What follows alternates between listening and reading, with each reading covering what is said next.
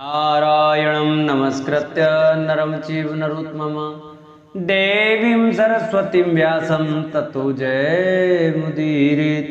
बोलो हरिवंश महापुराण की जय। नमस्कार दोस्तों, स्वागत है आप सभी का मेरे YouTube चैनल आर के भक्ति ज्ञान में।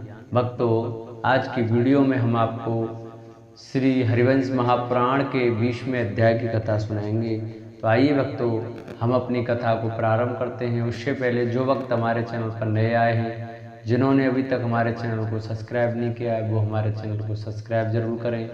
वीडियो अच्छी लगी हो तो वीडियो को लाइक करें और कमेंट में बालकृष्ण लाल की जय अवश्य लिखें, जय श्री राधे अवश्य लिखें। तो आइए भक्तों, हम अपनी कथा को प्रारंभ करते हैं गणेश जी की वंदना के साथ।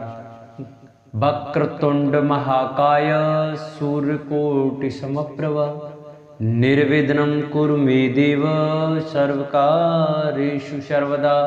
गजाननं भूतगणादिसेवितं कपितजम्बुफलचारुभक्षणं उमासुतं शोकविनाशकारकं नमामि विघ्नेश्वरपादपङ्कजं। नारायणं नमस्कृत्य नरं चैव नरोत्तमं देवीं सरस्वतीं व्यासं ततो जयमुदीरयेत्। वसुदेवसुतं देवं कंसचारूढमर्दनं देवकी परमानन्दं कृष्णं वन्दे जगद्गुरु। बोलो हरिवंश महापुराण की जय। हरिवंश महापुराण की कथा सुनने मात्र से जिन माताओं बहनों के अभी पुत्र रत्न की प्राप्ति नहीं हुई है, वो अगर हरिवंश महापुराण की कथा को सुनती हैं तो अवश्य उनकी मनोकामनाएं पूरी होती हैं, उनके घर में पुत्र की प्राप्ति होती है। तो आइए भक्तों, हम अपनी कथा को प्रारंभ करते हैं। वैशंपायन जी कहते हैं, जन्मेजय गोप बोले, तात तुमने अद्भुत कर्म किया है। यह समस्त जगत के लिए कंटक रूप दैत्य आज तुम्हारे हाथ से मारा गया। श्री कृष्ण यह इस भूतल पर घोड़े का रूप धारण करके विचरता था तथा इस अश्वरूपधारी पापी दानव केसी का वध करके तुमने वृंदावन को मनुष्य तथा पशु पक्षियों के लिए सेव्य और खेम कारक बना दिया। इस दुरात्मा ने हमारे बहुत से गोप मार डाले हैं, बछड़ों पर बात्सल रखने वाली बहुत सी गौओं का भी वध कर डाला। इसके सिवा और भी कितने ही जनपद इसके हाथों नष्ट हो चुके थे। यह पापाचारी दानव निश्चय ही संसार का प्रलय करने के लिए उद्यत हुआ था। मनुष्य लोक को मनुष्यों से सूना करके या सुखपूर्वक विचरने की इच्छा रखता था। जीवित रहने की इच्छा वाला कोई भी पुरुष इसके सामने खड़ा नहीं हो सकता था। देवताओं के समूह में से भी कोई इसका सामना नहीं कर सकता था, फिर भूतल निवासियों की तो बात ही क्या है। वैशंपायन जी कहते हैं, जन्मेजय तदंतर आकाशचारी मुनि विप्र वर नारद जी आकाश में दृश्य भाव से खड़े वो बोले, देवेश्वर विष्णु कृष्ण कृष्ण, मैं आप पर बहुत प्रसन्न हूँ। नारद जी बोले, प्रभु आपने केसी को मार डालने की इच्छा से जो यह दुष्कर कर्म किया है, यह केवल आपके ही योग्य था तथा देवलोक में केवल त्रिनेत्रधारी रुद्र ही ऐसा करने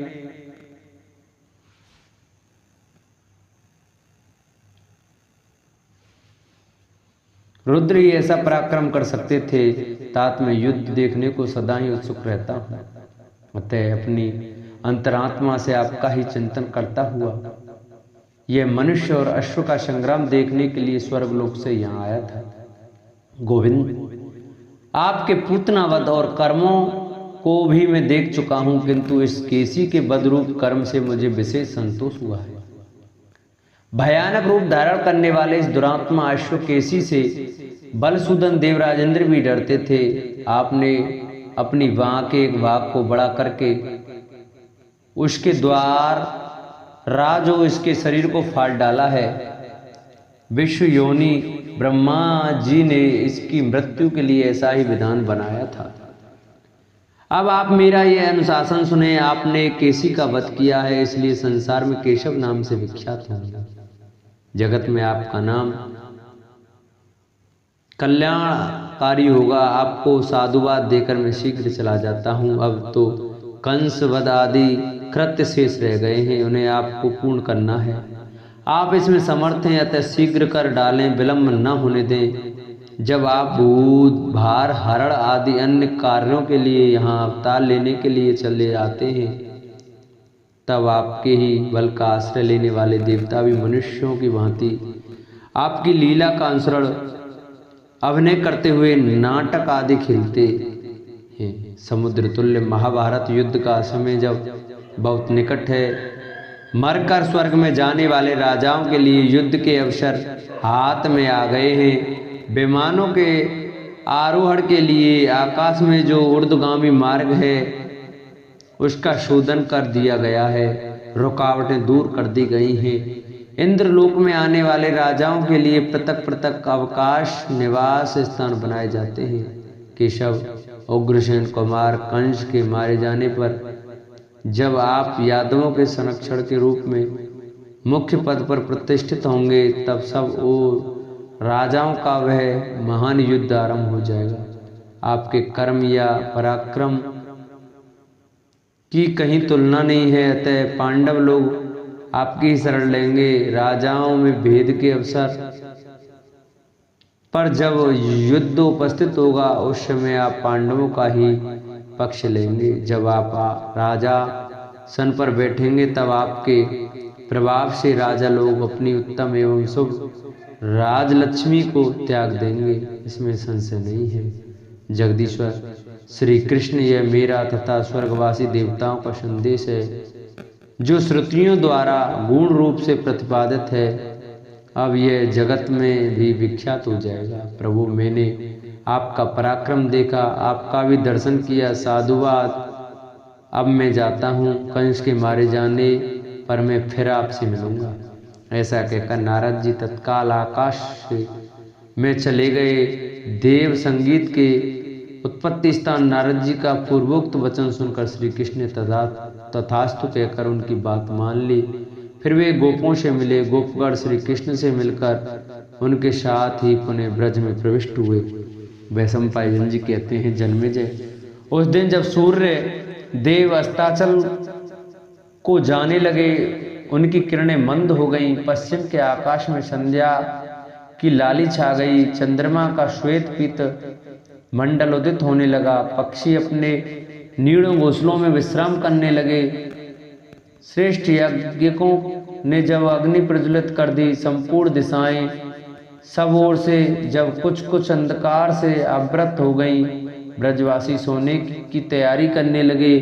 गीदड़ियां बोलने लगी। मांसाहार की अभिलाषा रखने वाले ने साचर हर्ष में भर गए।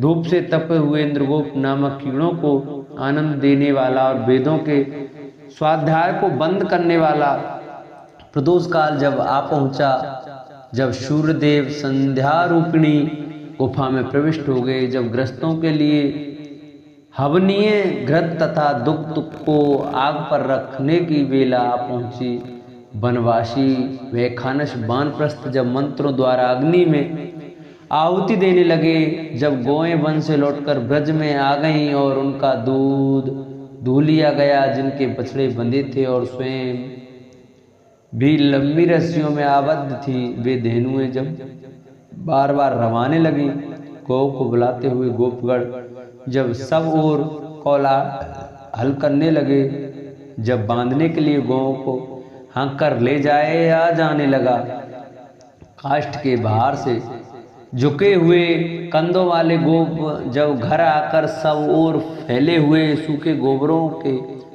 चूरों को सुलगाने या प्रज्वलित करने लगे, किंचित उदित हुए चंद्रदेव जब अपनी मंद किरणों से ही प्रकाशित हो रहे थे, दिन चले जाने पर थोड़ी सी ही रात का आगमन हुआ।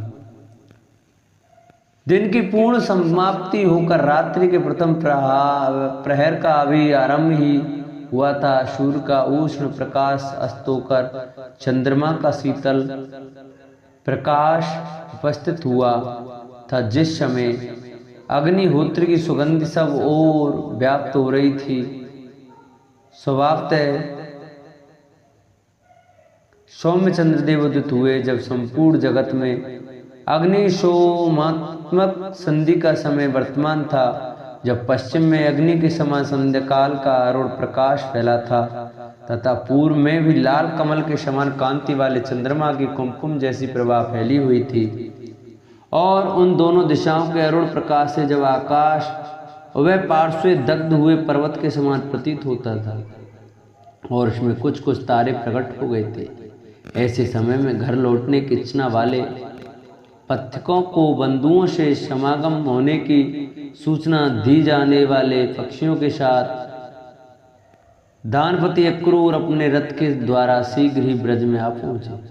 ब्रज में प्रवेश करते ही अक्रूर वहां के लोगों से बारंबार श्री कृष्ण, रोहिणी नंदन बलराम तथा नंदगोप का निवास स्थान पूछने लगे। तत्पश्चात देवोपम कांति से युक्त महाबली अक्रूर उस रथ से उतरकर निवास के लिए नंदगोप के घर में प्रविष्ट हुए।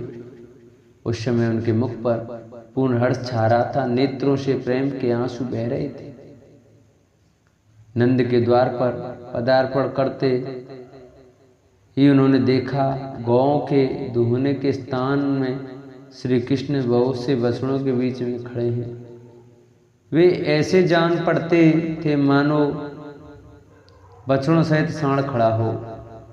उन्हें देखते ही धर्मज्ञ क्रूर हर्षवरी गदगद वाणी द्वारा बोले, तात केशव यहाँ आओ।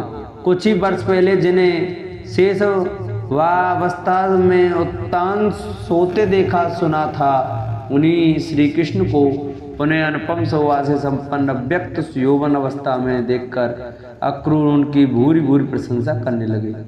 यही वे सिंह और व्याघ के समान पराक्रमी कमलनयन श्री कृष्ण दिखाई देते हैं, जिनकी अंग कांति जल से भरे हुए जलधर की भांति श्याम है और शरीर की ऊंचाई श्रेष्ठ पर्वत के समान प्रतीत होती है।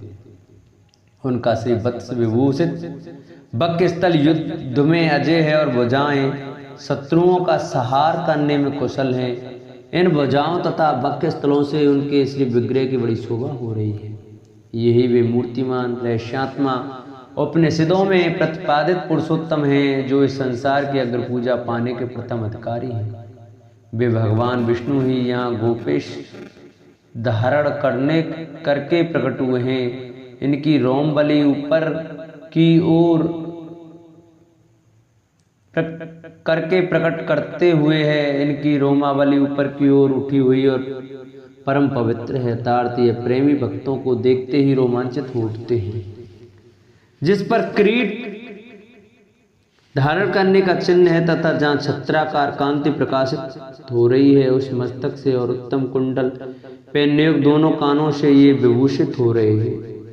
हार पहनने योग्य ऊंची और चौड़ी छाती से तथा गोलाकार दो विशाल भुजाओं से इनकी बड़ी शोभा हो रही है। इनका श्री विग्रह उस यौवन और पौगंड अवस्था की संधि में पहुंचा हुआ है, जहाँ कामदेव को आश्रय मिलता है। ये विग्रह सहस्त्रों स्त्रियों द्वारा परिचर्या प्राप्त करने योग्य है।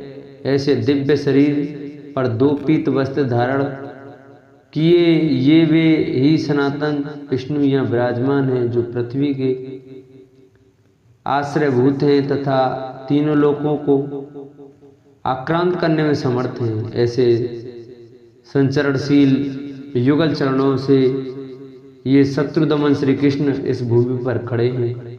इनका एक हाथ, जिसका अग्रभाग बहुत ही सुंदर है, चक्र से चिन्हित सा दिखाई देता है।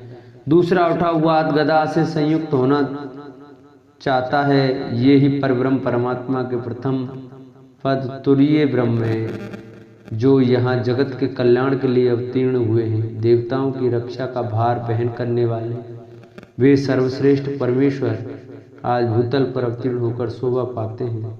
इन्हीं के विषय में भविष्य की बात बताने में कुशल मनुष्यों ने कहा है कि गोपाल कृष्ण भविष्य में क्षीण हुए यादव वंश का विस्तार करेंगे। जैसे नदियों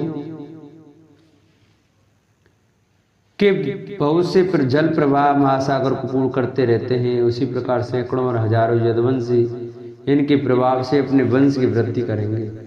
यह सारा जगत जो अपने वंश की वृद्धि करेगा, ये सारा जगत जो सनातन काल में चला आ रहा है, इसके शासन में स्थित होगा। अवश्य में इसको कष्ट देने वाले शत्रु और सामंत नष्ट हो जाएंगे और ये विश्व सतयुग की भांति सुख शांति एवं समृद्धि से उत्पन्न हो जाएगा।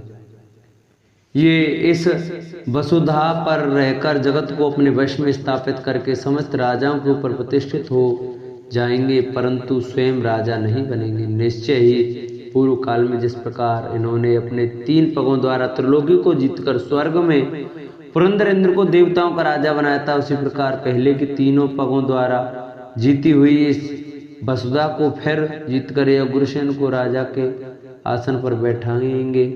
इसमें संशय नहीं है। ये फैले हुए बैर का अंतकाल करने वाला है। प्रश्नोपसिद्ध में बहुत से 6 प्रश्नों द्वारा इन्हीं के तत्व का प्रतिपादन सुना गया है। ब्रह्मवादी ब्राह्मण द्वारा ये पुराण पुरुष कहे जाते हैं। यह भगवान केशव समस्त जगत के लिए प्रणीय होंगे, क्योंकि इनकी बुद्धि में मानवता को नया जीवन देने का विचार उठ खड़ा हुआ है। आज मैं इनके निवास स्थान का विधि पूर्वक पूजन करूंगा, फिर मन ही मन इनके विष्णु रूप की भावना करके मंत्रोच्चारण पूर्वक उसकी अर्चना करूंगा। इनमें जो अपने बंधु बांधवों को पहचानने की शक्ति है और जो इनका मनुष्यों में अवतार हुआ है, वह सब मेरे लिए आदरणीय है। मैं तो इन्हें अमानव अलौकिक परमात्मा समझता ही हूँ। दूसरे दिव्य नेत्रधारी महापुरुष भी इन्हें ऐसा ही मानते हैं। अतः मैं इन आत्मवेत्ता श्री कृष्ण के साथ रात में भली भांति सलाह करके यदि ब्रजवासियों सहित ये मेरी बात मान लेंगे तो इनके साथ ही कल मथुरा की यात्रा करूंगा। इस प्रकार युक्ति युक्त कार्य कारण का विचार करते हुए क्रूर ने श्री कृष्ण को बारंबार देखा और उनके साथ नंदगोप की बैठक में प्रवेश किया। इस प्रकार श्री हरिवंश महापुराण के अंतर्गत विष्णु पर में अक्रूर का आगमन विषयक 20वां अध्याय पूरा हुआ। बोलो हरिवंश महापुराण की जय।